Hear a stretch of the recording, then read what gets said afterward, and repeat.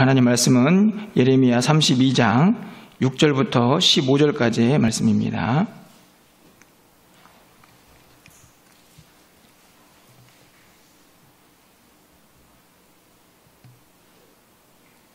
구약성경 1103쪽에 있습니다.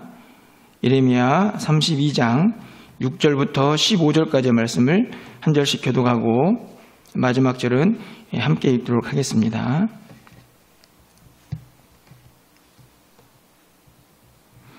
예레미야가 이르되 여호와의 말씀이 내게 임하였느니라. 이르시기를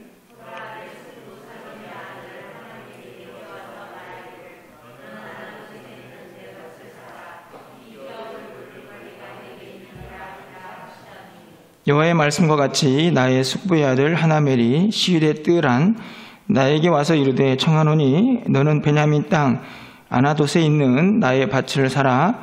기업의 상속권이 내게 있고 물을 권리가 내게 있으니 너를 위하여 사라 하는지라. 내가 이것이 여호와의 말씀인 줄 알았으므로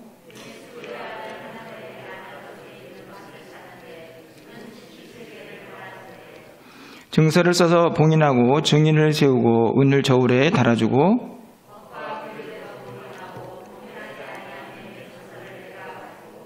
나의 숙부의 아들 하나멜과 매매 증서에 인친 증인 앞과 시위대 뜰에 앉아있는 유다 모든 사람 앞에서 그 매매 증서를 마세야의 손자 네리야의 아들 바룩에게 붙이며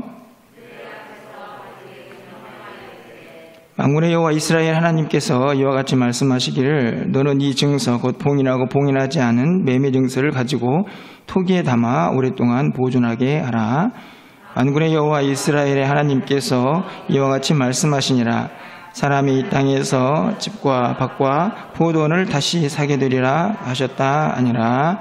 아멘. 할렐루야. 3월 둘째 주일입니다. 함께 예배하는 우리 모든 성도님들을 또 환영하고 또 축복합니다. 세상이 어수선한데요.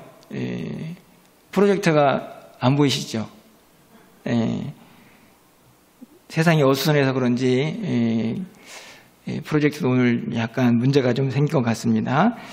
불편하셔도 이전에는 다 없이 예배를 드렸습니다. 그 시대로 돌아갔다 생각하시고 조금 더 집중해서 하나님 말씀을 좀 나누시고 또 말씀을 읽을 때 여러분이 좀 잘 찾아가셔서 함께 좀 말씀을 집중했으면 좋겠습니다. 우리가 희망 고문이라는 말을 종종 사용합니다. 제가 사전적으로 의미를 찾아봤더니 안 될 것을 알면서도 될 것 같다는 희망을 주어서 상대를 고통스럽게 하는 것이다. 이렇게 정의를 하고 있더라고요. 쉽게 말하면 될 듯한데 결국은 안 되는 상황을 희망 고문이다라고 이야기를 하는 것 같습니다. 그런데 이 단어를 생각해 보면 참 슬픈 단어가 아닌가 그렇게 여겨집니다. 그렇지 않습니까? 원래 희망이라는 단어가 얼마나 아름다운 단어입니까? 그런데 그 단어가 고문이라는 단어, 우리를 어렵게 하고 고통스럽게 하는 단어와 연결이 되어 있으니 이 단어가 주는 이 아픔이 얼마나 큰가 하는 것을 좀 생각해 보게 됩니다. 희망 고문, 혹시 여러분도 그런 경험이 있으신가요? 될 듯해서 계속 희망을 가졌는데 결국 아무것도 되지 않은. 그런데 희망 고문이 가지고 있는 또 하나의 단점은 그것으로 끝나지 않는다는 것입니다. 결국에는 절망하게 되고 포기하게 되고 그래서 어떤 경우에도 희망을 품지 않는 상태에 이르게 되는 그런 상황에 직면하게 되죠. 단순하게 그냥 희망 고문으로 끝나는 게 아니고 단계를 넘어서서 아예 희망 자체를 갖지 않는 상태에 도달할 수가 있게 된다는 말씀입니다. 가끔은 목회도 그런 경우에 직면한다 하는 생각을 갖게 됩니다. 말씀을 아무리 전해도 반응하지 않고 또 변화되지 않는 성도들을 보면서 이 말씀을 과연 얼마나 전해야 하나 하는 생각들을 갖게 되는 경우가 있을 수 있다는 것이죠. 제가 그렇다는 얘기가 아니고 사실 우리 주변에 있는 목회자들 종종 만나보면 그런 심각한 고민 앞에 서 있는 그런 목회자들을 만나게 됩니다. 그리고 또 목회 현장을 떠나는 분들도 만나게 되죠. 더 이상 이 희망을 가질 수 없다라는 포기에 직면하기 때문입니다. 여러분 어떠신가요? 여러분은 혹시 여러분의 삶의 현장 속에서 이제는 더 이상 희망을 가질 수가 없구나 하는 그런 절망 앞에 때로는 사람에 대해서 때로는 일에 대해서 포기해버리신 그런 일들이 있지는 않습니까? 저는 오늘 이 아침에 여러분과 함께 우리가 정말 간직해야 될 희망, 그리고 어떤 희망이 하나님이 원하시는 희망이고 또 그것이 단순한 희망 고문이 아니라 정말 말 그대로 우리에게 희망이 되고 소망이 되고 우리의 꿈이 되고 기쁨이 되는 그런 희망을 어떻게 붙잡을 수 있을까 하는 말씀을 함께 여러분과 좀 나누어 보려고 합니다. 오늘 본문은 예레미야의 이야기입니다. 우리가 알고 있는 것처럼 눈물의 선지자라고 하는 예레미야 선지자는 남유다가 멸망하는 시기에 선지자로 활동을 했습니다. 모든 것들이 참 절망스러운 상황에서 하나님의 말씀을 전했던 선지자죠. 오늘 본문에 보면 하나님께서 숙부의 아들인 하나멜이라는 사람이 가지고 있던 밭을 사라 하는 말씀을 하고 있습니다. 예레미야는 아나도시라는 지역에서 살았던 인물이죠. 고향입니다. 그곳에 숙부가 있었는데 그 아들이 가지고 있는 그 밭을 사라고 하나님께서 말씀을 하시고 그 말씀에 순종해서 밭을 사고 증서를 써서 보관하는 내용이 오늘 본문에 기록이 되어 있습니다. 도대체 이 말씀이 주는 의미가 무엇인가 좀 함께 나눠보려고 하는데요. 오늘 본문에서 우리가 먼저 생각해야 할 것은 이 밭을 사야 하는 예레미야 선지자가 처한 환경입니다. 단순하게 세상이 평화로워서 땅을 사고 파는 매매 현장이 아니라는 말씀이죠. 2절 말씀을 보면 예레미야가 처한 상황을 잘 우리가 알 수가 있습니다. 2절 말씀을 제가 읽어드립니다. 그때의 바벨론 군대는 예루살렘을 에워싸고 선지자 예레미야는 유다의 왕의 궁중에 있는 시위대 뜰에 갇혔으니. 이 말씀을 보면 국가적인 현실, 개인적인 현실이 그대로 드러나죠. 바벨론 군대가 예루살렘을 포위했다 이렇게 기록을 하고 있습니다. 이스라엘의 남유다의 마지막 왕이 시드기야라는 왕인데 그 왕이 통치한 지 9년 10개월쯤 되었을 때 바벨론의 군대가 예루살렘을 포위하게 됩니다. 그리고 몇 개월이 지난 상태가 지금 오늘 이 말씀이 기록되어 있는 상태인데요. 예루살렘 성을 완전히 포위하고 있다 보니 그 안에 있는 이 성민들, 그 안에 있는 주민들은 어떤 마음을 가졌을까요? 얼마나 두려웠을까요? 언제든지 밀고 들어와서 자신들을 다 죽일 수 있는 심각한 상태에 놓여 있었던 것이지요. 24절 상반절 말씀을 보면 보옵소서 이 성을 빼앗으려고 만든 참호가 이 성에 이르렀고 칼과 기근과 전염병으로 말미암아. 그렇습니다. 칼, 기근, 전염병. 그러니까 성을 둘러싸고 있으니 출입을 할 수가 없고 그 안에 있는 음식으로 살다 보니 점점 먹을 것이 없어져 간 것이죠. 질병도 성행을 합니다. 요즘 우크라이나에서 전쟁이 일어나서 많은 사람들이 고통을 당하고 있는데요. 점점 민간인들에게 폭격이 가해지면서 도시 전체가 공포에 떨고 있다 하는 이야기를 보게 됩니다. 그 안에 있는 사람들의 삶의 모습이 얼마나 처절하고 두려웠을까 하는 것을 오늘 우리가 이 시대에서도 경험을 할 수가 있죠. 물론 간접적인 경험이지만 우리는 충분히 이 시대의 모습을 통하여 오늘 예레미야 선지자가 그 국가적으로 처한 상황을 쉽게 이해할 수 있습니다. 그런데 국가적으로도 그렇게 위기에 처해 있지만 개인적으로도 아주 답답한 상황에 놓여 있습니다. 시위대 뜰에 갇혔다 이렇게 기록을 하죠. 왜 갇혔을까요? 예레미야가 뭐 큰 범죄라도 지었을까요? 그렇지 않습니다. 3절 하반절 말씀을 보면요. 예레미야가 하나님의 말씀을 전하죠. 너희들이 바벨론의 포로가 될 거야. 전쟁해도 승리하지 못해. 이렇게 이야기를 합니다. 그랬더니 왕이 화가 난 것이죠. 아니 어떻게 그런 말을 하느냐 선지자가. 그러면서 옥에 가둬버린 것입니다. 사실은 죄를 짓고 옥에 갇혀도 답답한데 하나님의 말씀을 전했다. 그것도 사실대로 진리를 전했다라는 이유로 옥에 갇혀버린 것입니다. 얼마나 답답했을까요? 성은 포위되어 있습니다. 자기는 그 안에서 또 옥에 갇혀 있습니다. 그런데 그런 상황 속에서 하나님께서 말씀하시죠. 야, 숙부의 아들인 하나멜의 밭을 사라. 그 밭이 아나돗에 있다. 이렇게 이야기를 합니다. 그리고 실제로 그 숙부의 아들이 이 예레미야에 와가지고 밭을 사라고 이야기를 하고 있습니다. 자, 여러분이 만약에 예레미야의 위치에 있다고 하면 이 상황에서 어떻게 하시겠습니까? 지금 나라가 금방이라도 멸망을 할 것 같고 자기 자신은 옥에 갇혀 있고 아니 도대체 무슨 밭을 사라는 말씀인가 그런 생각이 들지 않겠습니까? 아마 밭을 사기보다는 하나님께 질문을 하거나 아마 그 말을 무시해버리기가 아주 쉬웠을 거라고 생각이 듭니다. 아니 하나님 지금 상황이 어떤 상황인데 저 밭을 사서 뭘 하라고 지금 그걸 사라고 말씀을 하십니까? 이렇게 반문을 할 수 있겠죠.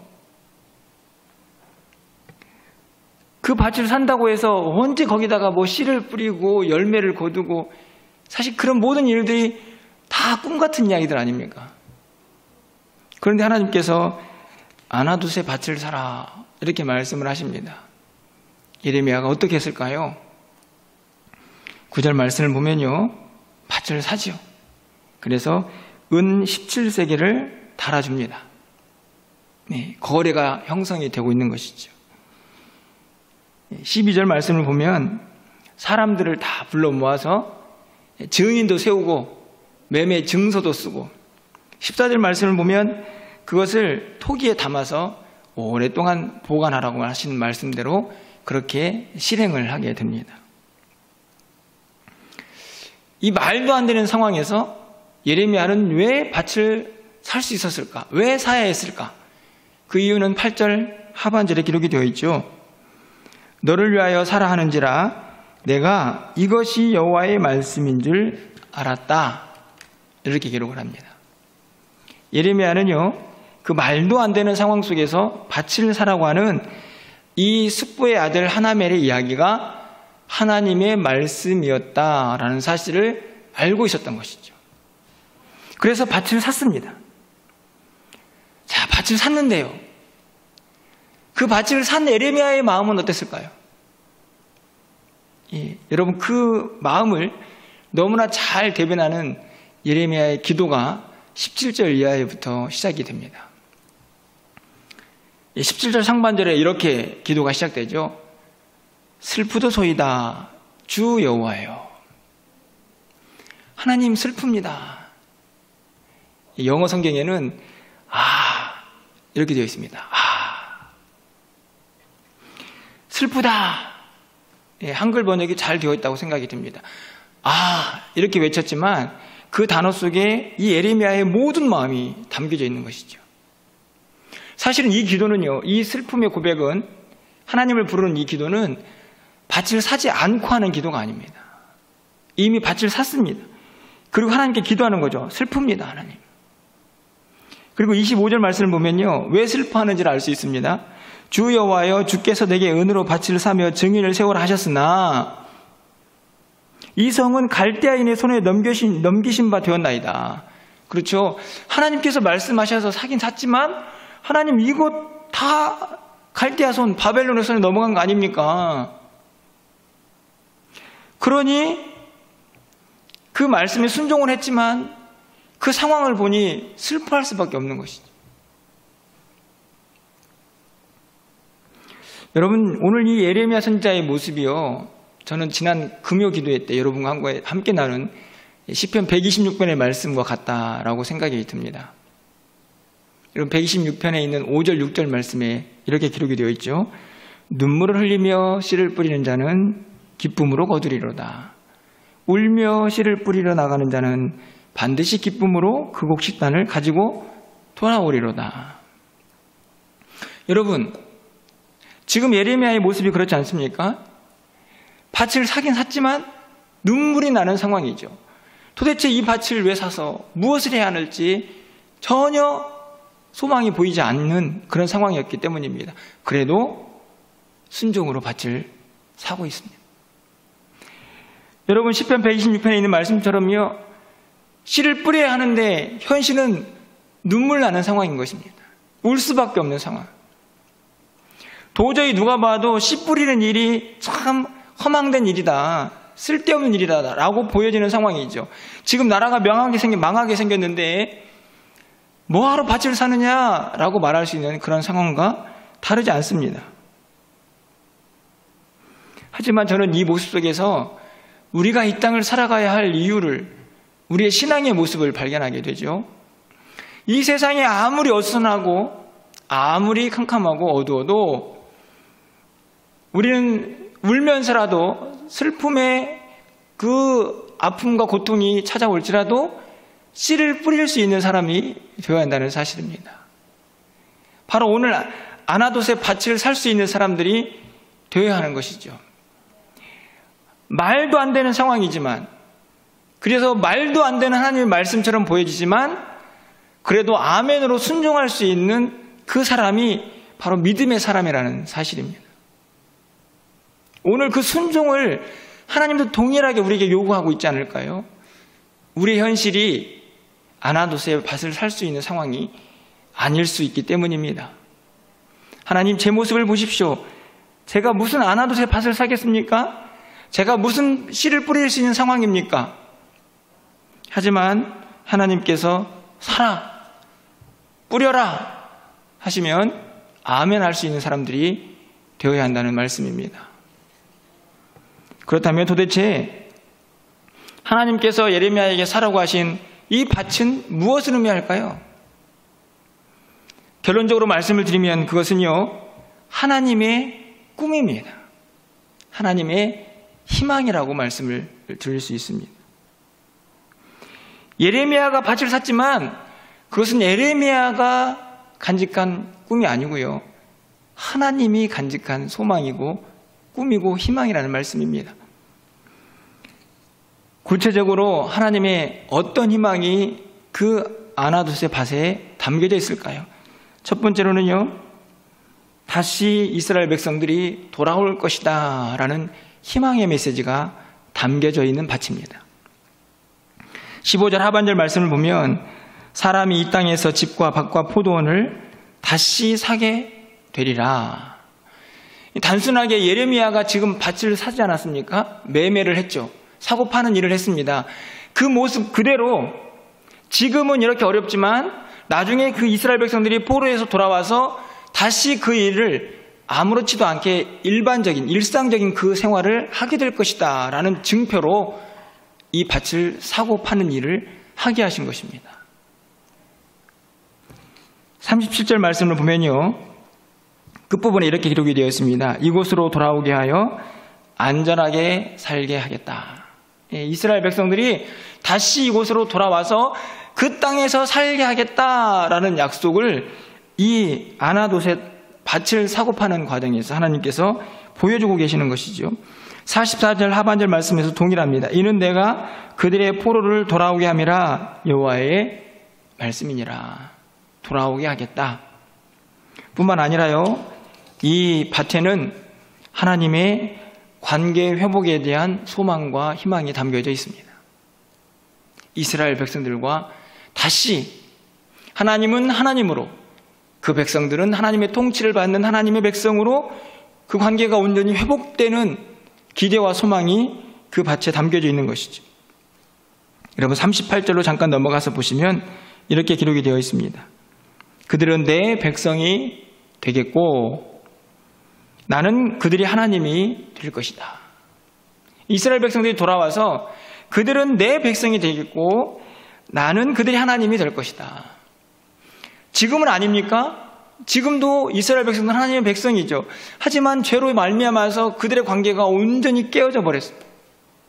하나님께서는 그 백성들을 다시 회복시켜서 그 관계가 회복될 것을 말씀하시면서 이 밭을 사라고 이야기하고 계시는 것이죠. 그리고 40절에서 이렇게 말씀합니다. 내가 그들에게 복을 주기 위하여 그들을 떠나지 아니하리라 하는 영원한 언약을 그들에게 세우고 나를 경외함을 그들의 마음에 두어 나를 떠나지 않게 하고. 그렇습니다. 다른 관계가 아니고 하나님도 그들을 떠나지 않고 그들도 하나님을 떠나지 않는, 전심을 다해 하나님을 섬기고 하나님을 경외하는 그 백성들을 내가 다시 세우겠다라는 약속으로 그 밭을 사게 하신 것이죠. 그래서 이런 말씀을 기록하고 있는 것입니다. 이 말씀은 좀 함께 읽어봐야 할 것 같습니다. 여러분 41절 말씀인데요. 하나님의 또 다른 희망이 이 아나돗의 밭에 담겨져 있다는 사실을 볼 수 있는 41절 말씀을 우리 함께 좀 읽어보도록 하겠습니다. 읽겠습니다. 내가 기쁨으로 그들에게 복을 주되 분명히 나의 마음과 정성을 다하여 그들을 이 땅에 심으리라. 아멘. 사실은 이 말씀은 좀 더 넓은 의미로, 다시 말하면 그냥 이스라엘 전체로 보면 그 백성들이 다시 포로에서 귀환을 해서 그 땅에 살 것이다 라는 말씀이 됩니다. 하지만 좀 좁게 보면 여러분 아나돗의 밭을 샀지 않았습니까? 그 밭을 누가 경작을 하겠다 하시는 말씀입니까? 하나님께서 심으신다고 말씀하셨으니 하나님께서 경작을 하시겠다는 말씀이죠. 그러니까 예레미야는 그 밭을 사기만 하면 되는 것이고 그 밭에서 뭔가를 심고 거두고 하는 모든 일들을 누가 하십니까? 하나님께서 하시겠다라고 하시는 말씀을 하고 계시는 것이죠. 이게 얼마나 감동적인 말씀입니까? 네가 그 밭을 샀지만 내가 그 땅에 내 백성들을 심을 것이다. 그러니까 이 아나돗의 밭은 하나님의 희망이 담겨져 있는 밭이지요. 그것을 지금 예레미야가 사야 했던 것입니다. 비록 말도 안 되는 상황이고 눈물 나는 상황이지만 말씀에 순종하며 그 밭을 사서 하나님의 희망을 자신의 희망으로 삼고 살아가야 했던 것입니다. 그것이 오늘 본문이 주는 하나님의 메시지인 것이죠. 여러분, 우리는 여기에서 깨달아야 합니다. 그 밭을 사라고 하신 하나님이 어떤 하나님이신가 하는 것을요.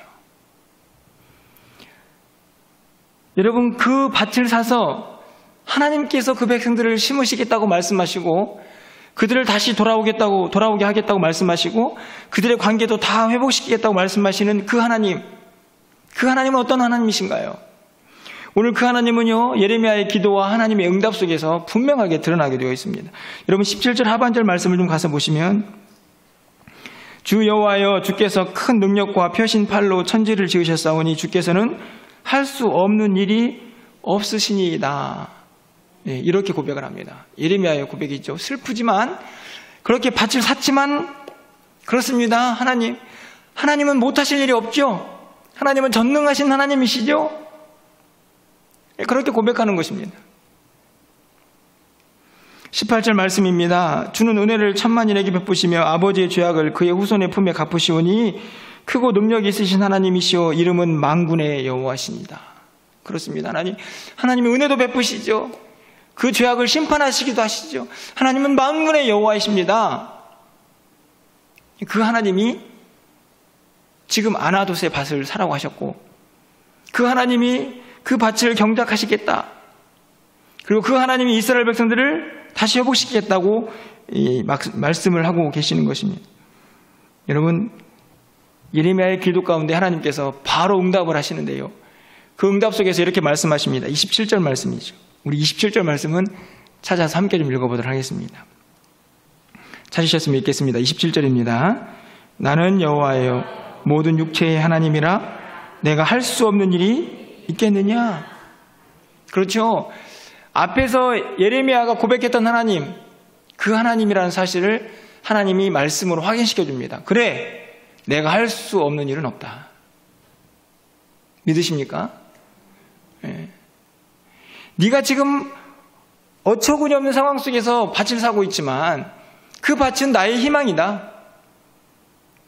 지금 상황에서 무슨 희망이 보이겠느냐고 생각이 들 수 있지만 나는 못할 일이 없는 하나님이야 라고 말씀을 하시는 거죠. 저는 종종 그런 생각을 참 많이 합니다. 최근에 강원도에 산불이 났지 않았습니까? 소방 헬기가 막 80대 이상이 매일 떠서 물을 떠나르고 불을 끄려고 애를 썼습니다. 불길을 잡을 수 없었습니다. 그런데 여러분 보십시오. 제가 늘 기도하고 하나님의 도움을 구했던 것은 하나님 비 좀 내려주세요. 여러분 수백 대의 소방헬기가 끌 수 없는 그 불도 비가 내리면 그냥 순식간에 잠잠해집니다. 아, 하나님께서 비를 내리시는구나 이렇게 말씀드리려고 하는 것이 아니고 그 현상이 우리의 인생의 모습과 매우 닮아 있다는 것이죠. 우리의 힘으로 뭔가를 아둥바둥거리면서 해보려고 하지만 안 될 때가 얼마나 많이 있습니까? 그런데 하나님께서 한순간, 하나님께서 잠깐 일하시면 그 모든 것이 순식간에 다 해결되어 버리는 그런 일들을 우리는 너무나 많이 경험하지 않습니까? 그 하나님이 우리가 믿고 있는 하나님이신 것이요. 그 하나님이 지금 성은 포위되어 있고 자기 자신은 옥에 갇혀 있지만 아나돗의 밭을 사라고 하신 하나님이십니다. 그 하나님이 예레미야의 하나님이었고 이스라엘 하나님이었고 오늘 우리 하나님이신 거죠. 그 하나님을 믿는다면 우리가 어떤 상황 속에서도 그 밭을 살 수가 있게 되는 것입니다. 왜요? 하나님이 하실 거니까.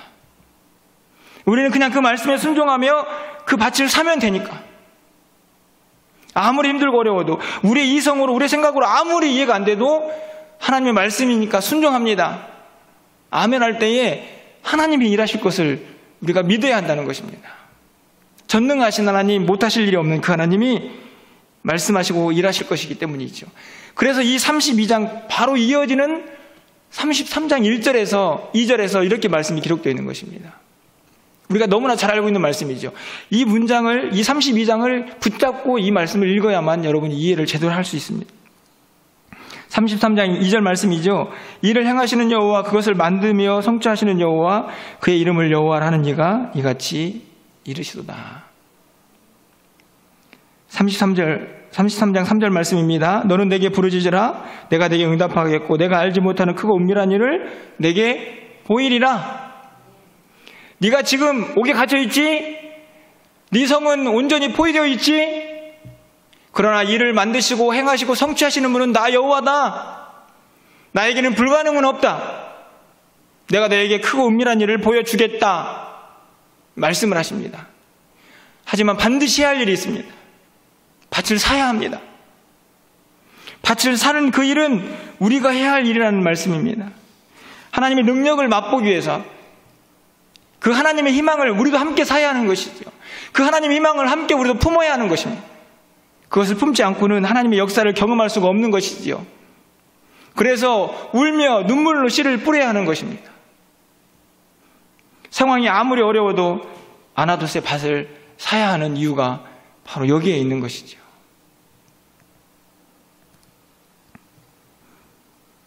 하나님께서 하나님의 일을 행하시기 위해서 예레미야에게 아나돗의 밭을 사라고 말씀하셨습니다.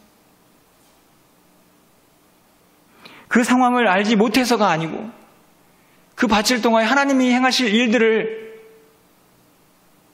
긴 70년의 포로 생활 동안 그들이 포기하지 아니하고 그것이 희망 고문으로 그들에게 다가오지 아니하고 오직 하나님의 역사로 하나님의 꿈과 소망으로 그들 마음속에 오랫동안 새겨지기를 바라시는 마음으로 그 밭을 사라고 명령하신 것이죠.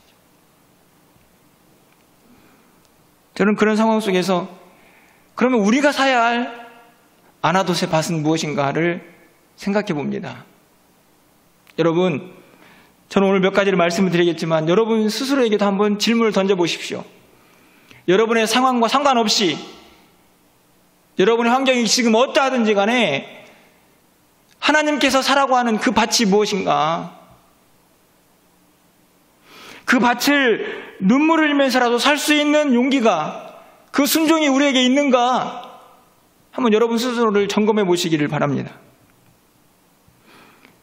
저는 가장 먼저 우리가 사야 할 밭은요, 하나님께서 우리가 산 밭을 정성스럽게 경작하실 것이라는 믿음이라고 생각이 듭니다. 다시 말하면 하나님께서 우리와 함께 역사하시고 일하실 것이라는 기대를 갖는 것이죠. 어떤 상황 속에서도 여러분의 심령 가운데 여러분의 밭이 아닙니까? 그 밭에서 하나님이 역사하셔서 무엇인가를 뿌리고 거두실 것이라는 믿음. 오늘 우리 가정, 그 가운데도 하나님이 여전히 그 밭에 뭔가를 뿌리고 거두실 것이라는 기대와 소망. 우리 멸관교회 공동체, 그 밭에도 하나님이 뭔가를 뿌리셔서 하나님께서 경작하시고 거두실 것이라는 그 기대를 우리가 갖는 것입니다. 저는 그것이 바로 아나돗의 밭이라고 생각합니다. 왜냐하면 그런 소망도 이미 놓아버린 사람들이 우리 안에 있을 수 있기 때문이죠. 뿐만 아니라 또 한 가지 우리가 간직해야 될 소망이 있습니다. 돌아오는 역사. 하나님께서 이 아나돗의 밭을 사라고 하신 이유 중에 하나가 무엇입니까? 그 백성들이 다시 돌아와서 일상이 회복될 것이다. 땅을 사고 팔듯 먹고 마시는 무엇인가를 행하듯 그 일상이 온전히 회복되는 그날이 올 것이다. 하나님께서 회복, 돌아오는 것에 대한 역사를 그 아나돗의 밭에 희망으로 숨겨놓으신 것 아닙니까? 저는 우리도 그런 돌아오는 역사를 기대했으면 좋겠다 하는 마음을 갖습니다. 다른 것이 아니고요. 우리가 한 영혼을 품고 기도하고 있지 않습니까? 그가 하나님의 택한 백성이라면 주께로 돌아오게 하여 주옵소서. 기대하는 거죠. 그게 아나돗의 밭입니다. 우리 가운데 신앙생활 잘하다가 우리 곁을 떠나 있는 성도들이 있지 않습니까? 그들을 포기하지 마시고 그들이 언젠가는 돌아올 거야. 그것을 품고 기도하면서 소망하는 것, 그게 우리가 사야 할 아나돗의 밭입니다.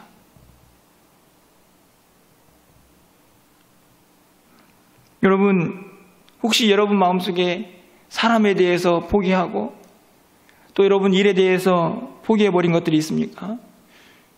관계 회복에 대해서 단절을 선언해버린 것들이 있습니까? 여러분, 그것을 다시 사야 하는 것입니다. 그게 아나돗의 밭입니다. 여러분이 사야 할 아나돗의 밭이죠. 그 안에 하나님의 소망을 함께 담고 가는 것입니다. 하나님께서는 여전히 우리의 관계가 온전히 회복되길 원하십니다. 하나님 앞에 예배할 때에도 하나님을 섬기고 예배하고 섬기고 또 사역하는 모든 일들 가운데에서 하나님 앞에서 우리가 전심을 다하여 하나님 앞에 나아가기를 소망하죠. 우리의 마음과 우리의 예배의 태도가 흐트러졌다면 다시 사야 할 아나돗의 밭입니다. 우리의 상황과 우리의 환경과 전혀 상관없이 이 세상이 아무리 약하고 추해질지라도 우리는 이 땅 가운데 하나님의 나라가 확장되어가는 그 소망을 절대로 포기할 수 없죠. 그 또한 우리가 사야 할 아나돗의 밭입니다.